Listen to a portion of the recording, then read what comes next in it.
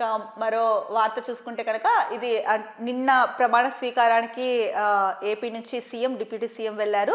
ఈ నేపథ్యంలో మోడీ అందరితో అంటే ఎన్డీఏ కూటమిలో భాగస్వాములు ఎవరైతే ఉన్నారో వాళ్ళందరితో మాట్లాడుతూ అలాగే ఏపీ సీఎంతో కూడా చాలా స్నేహపూర్వకంగా మాట్లాడారు.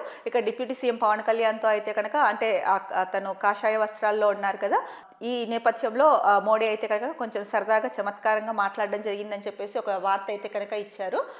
సో మోడీ మాట్లాడిన ఆ మాటలు అయితే కనుక అందరి దృష్టిని ఆకర్షించాయని కూడా చెప్తున్నారు. ఏం మాట్లాడారో ఒకసారి చూద్దామండి. కాషాయ వస్త్రాలు ధరించి వచ్చిన పవన్ని చూసి ఏంటి హిమాలయాలకు వెళ్తున్నావా, దీనికి సంబంధించి ఒక చిన్న న్యూస్ ఐటమ్ ఇచ్చారు, ఇది ఒకసారి చూసుకుందాం. ప్రధాని మోడీ పాలనాధ్యక్షుడే మాత్రమే కాదు చమత్కారి కూడా. చాలా తక్కువ సార్లే అయినా సమయస్ఫూర్తితో జోకులు వేస్తుంటారు. ఢిల్లీ నూతన ముఖ్యమంత్రిగా రేఖా గుప్తా ప్రమాణ స్వీకారంలోనూ ఇలాంటి సన్నివేశం ఒకటి కనిపించింది. గురువారం రామ్లీలా మైదానం వేదికగా జరిగిన ఈ కార్యక్రమంలో మోడీతో పాటు ఎన్డీఏ పార్టీల ముఖ్యమంత్రులు నేతలు పాల్గొన్నారు.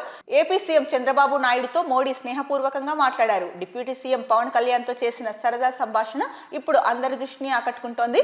కాషాయ వస్త్రాలు ధరించి వచ్చిన పవన్ ని చూసి ఏంటి హిమాలయాలకు ఏమైనా వెళ్తున్నావా అంటూ మోడీ జోకులు వేశారు. ఈ విషయాన్ని పవన్ స్వయంగా మీడియాకు వెల్లడించారు.